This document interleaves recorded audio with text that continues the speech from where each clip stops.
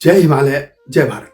हिमालय लोग YouTube channel में आपका स्वागत है और मैं हूं जर्नलिस्ट डॉक्टर हरीश चंद्र लखेड़ा। हिमालय देश नेपाल में हाल में एक रैली निकाली गई और जिसमें नारा लग रहा था, हमरो राजा हमरो देश। यानी उनकी मांग थी कि मौजूदा जो लोकतंत्र है उसको समाप्त करके फिर से राजशाही को लाया जाए। और संभवतः नेपाल यह पहला देश हो रहा है जहां पर लोकतंत्र को खत्म करके फिर से राजशाही को लाने की बात हो रही है, जबकि विश्व में उल्टा होता रहा है कि राजशाही को खत्म करके लोकतंत्र को लाने की बात होती रही है। नेपाल में 2008 में राजशाही को समाप्त कर दिया गया था और लोकतंत्र आया था, लेकिन ऐसा क्या हुआ कि 20 साल होने से पहले ही यहां पे फिर से राजशाही को लाने की बात हो रही है। इसी पर मैं बात करूंगा, लेकिन आपसे अनुरोध है कि हिमालय सभ्यता पर केंद्रित इस चैनल हिमालय लोग को सब्सक्राइब अवश्य कर दीजिए। तो जी हाँ, नेपाल में पहले छोटे मोटे जो कार्यक्रम होते थे उसमें राजशाही को लाने की बात हो रही थी, लेकिन अब ये बड़ी तेजी से मांग बढ़ती जा रही है और उसके पीछे बहुत से कारण हैं।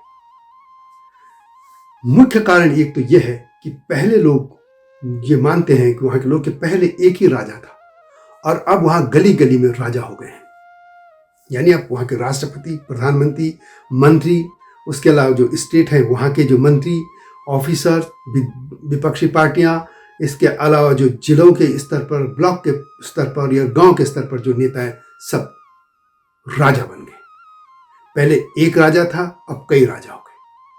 तो यानी इतनी लोकशाही में राजा नहीं होना चाहिए था, लेकिन ज्यादा राजा पैदा हो गए। एक तो मुख्य कारण ये है, लोग चाहते हैं कि यदि राजा ही बनना तो एक ही राजा ठीक क्यों नहीं है। दूसरा ये था कि भ्रष्टाचार। लोगों को लगता था कि लोकतंत्र आएगा, डेवलपमेंट होगा और पूरा देश, तो सपने उनके जो थे, लगता था कि बस नेपाल में लोकतंत्र आते पूरे उनके सपने पूरे ही जाएंगे। जैसे कि हम यदि उदाहरण दें उत्तराखंड का, ये भी था कि राज्य बनने के बाद सब कुछ हो जाएगा, वैसे नेपाल में भी हुआ। भ्रष्टाचार और बढ़ा, लेकिन उससे बड़ी बात ये हुई कि वहां पे धर्म संस्कृति सब समाप्त होती गई।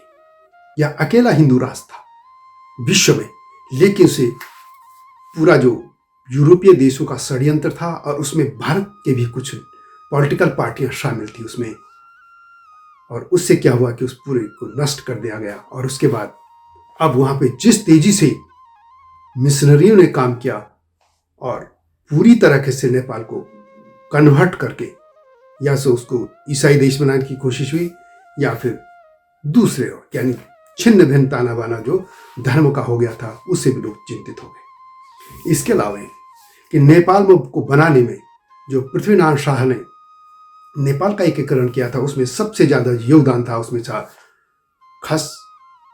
खसों में भी क्षेत्री, ठकुरी, मगर और गुरुङ और बाहुन रहे। इसके अलावा और भी लोग थे, जैसे उनके कामी दमाई, ये सब लोग लगे थे, लेकिन मुख्यतः ये 4-5 लोग थे। और अब जो देखा गया कि ठकुरी, बाहुन और क्षेत्री ये सबसे ज्यादा निशाने पर आ गए। अपने ही देश में, जिस देश को बनाने में सबसे ज्यादा अपना रक्त दिया, अपना बलिदान दिया, उसी देश में वे हाशिए पर डाल दिए गए। जो वहां पर एक मूल निवासी और आदिनिवासी और जैसा एक कॉन्सेप्ट आया, वहां पे भी वही मिशनरी, वही मीम भीम जो भारत में गंध फैला रहे, वहां चले गए और वहां पर भी उन्होंने ताना बाना नष्ट करने की कोशिश की।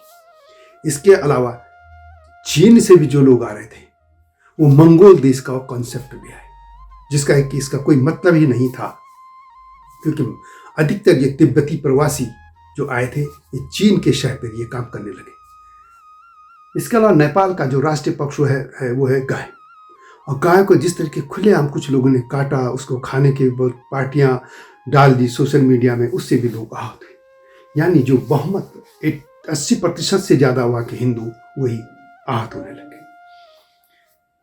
कन्वर्जन के मामले में ये यूरोपियन स्टडीज भी कहती हैं खुद कि विश्व में पहले नंबर पर नेपाल है, जहां पर तेजी से ईसाईकरण हो रहा है, और खासतौर पर वहां पे कोरिया की जो मिशनरी है वो काम कर रही है। इसके अलावा भारत और नेपाल का जो बॉर्डर है, वहां पे तुर्की का पैसा आ रहा है, पाकिस्तान का पैसा आ रहा है, और बड़ी तेजी से वहां मस्जिदें बनी और मुस्लिम वहां कर बसे। इनके अलावा जो लोग भारत और नेपाल का जो एक सांस्कृतिक संबंध था, सदियों से था, उसमें जो कुछ नेताओं ने इसको संबंध को खराब करने की कोशिश की और उन संबंधों से क्या हुआ कि पूरी दूरियां बढ़ती चली। लेकिन सोशल मीडिया का दौर आ गया था, लोग देख रहे थे कि कहाँ सच है क्या है।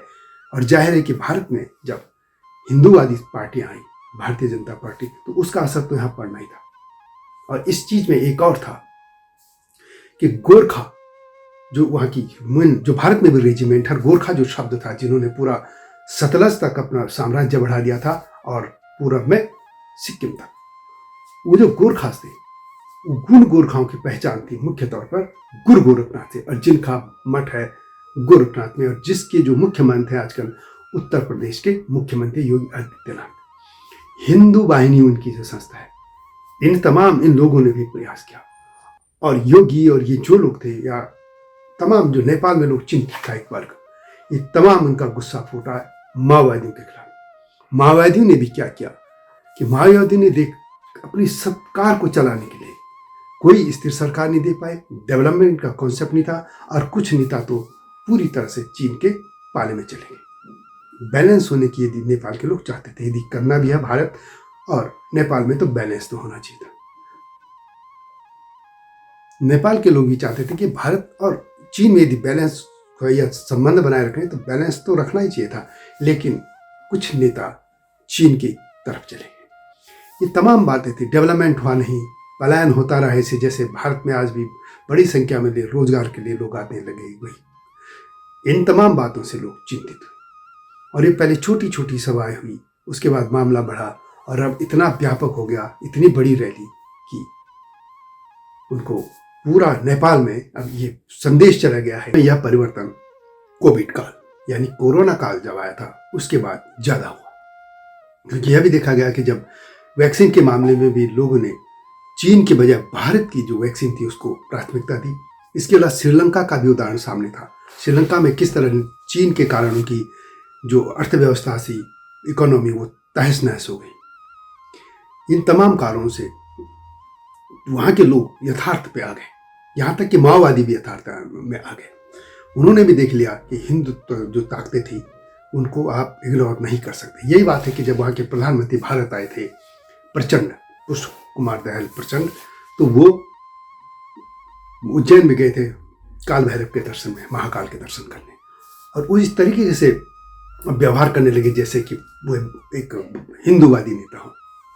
लोगों की समझ में भी आ गया यथार्थ चीजें। जब आप विपक्ष में होते हैं या कुछ भी आपके पास जिम्मेदारी नहीं होती तो कुछ बातें बोलनी अलग होती है, लेकिन उन्होंने भी देखा कि भारत के साथ रहकर ही काम हो सकता है।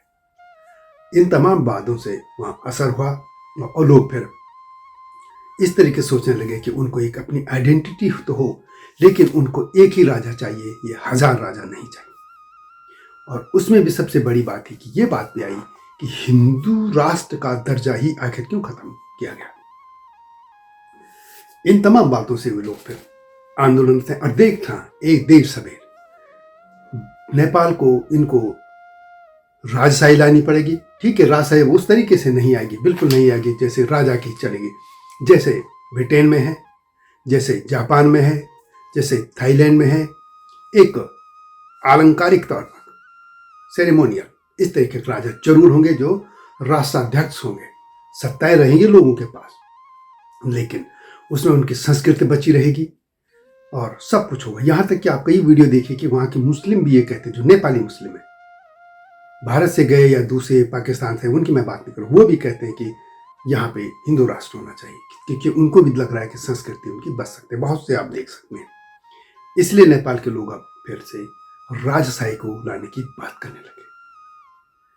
देखना होगा कि ये कहाँ तक जाएगा ये मामला, लेकिन यह तय है देर सवेर खुद वहाँ की पॉलिटिकल पार्टियां हों या इन्हीं को राजा को फिर से लाना होगा, ऐसे माहौल बन रहे हैं।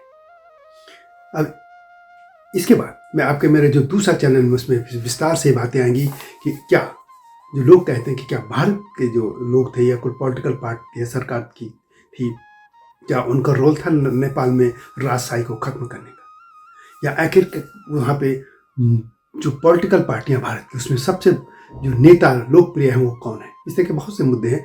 ये चीज़ें मैं पॉलिटिकल दूसरे चैनल में ला रहा हूँ। इसमें एक सिर्फ नेपाल के जो मांग हुई है बड़ी, उसकी मैंने बात की है। इसमें पॉलिटिकल मैंने बात ही नहीं की, लेकिन मैं उस दूसरा चैनल है SCN न्यूज, आप उसको देखिएगा, उसमें नेपाल पे बहुत सी वीडियो आ रही है। वीडियो कैसे लगी कमेंट में से लिखें, और नए मुद्दे के साथ सीख रहा हूँ। तब तक जय हिमालय, जय भारत। हिमालय पे पेड़ हो तो गीत गाएंगी नदियाँ, गीत गाएंगी नदियाँ। पेड़ों पे चिड़िया है तो गीत गाएंगी नदियाँ, पेड़ों पे चिड़िया है तो गीत गाएंगी नदियाँ।